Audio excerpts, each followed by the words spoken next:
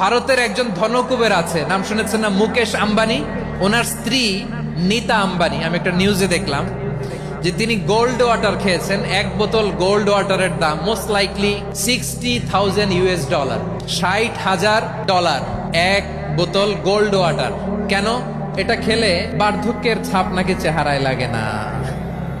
কিন্তু মানুষ যতই বয়স ধরে রাখতে চাক এই দুনিয়ার জামিনে, সে কি তার বয়স লুকাতে পারে? এখন দেখবেন যে অনেক শ্যাম্পু বের হয়েছে, shampoo anti ageing shampoo, cream বের হয়েছে, ক্রিম অ্যান্টি এজিং ক্রিম। এটা বলে অ্যাট্রাকশন লাগায় আর কি, যে এটা মাখলে মানুষ আর বুড়ো হয় না, এই শ্যাম্পু দিলে মানুষ আর বুড়ো হয় না। এই দুনিয়ার সুখ আনন্দকে নষ্ট করে দেয় বার্ধক্য। মানুষ বুড়ো হতে চায় না। দেখবেন যে দাড়ি যার একটু সাদা হয়ে গেছে, কত ভাবে ওইটার একটু লুকিয়ে রাখার ট্রাই করে, আছে না নাই?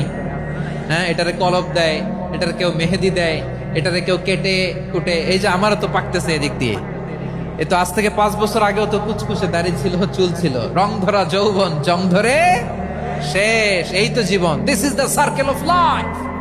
এটাই লাইফ। এই যে পাকতেছে এইখানে, এইখানে পাকতেছে, দিস ইজ লাইফ। তো মানুষ বুড়ো হতে চায় না। আপনি অমর হবেন জান্নাতে, চির সুস্থ হবেন জান্নাতে।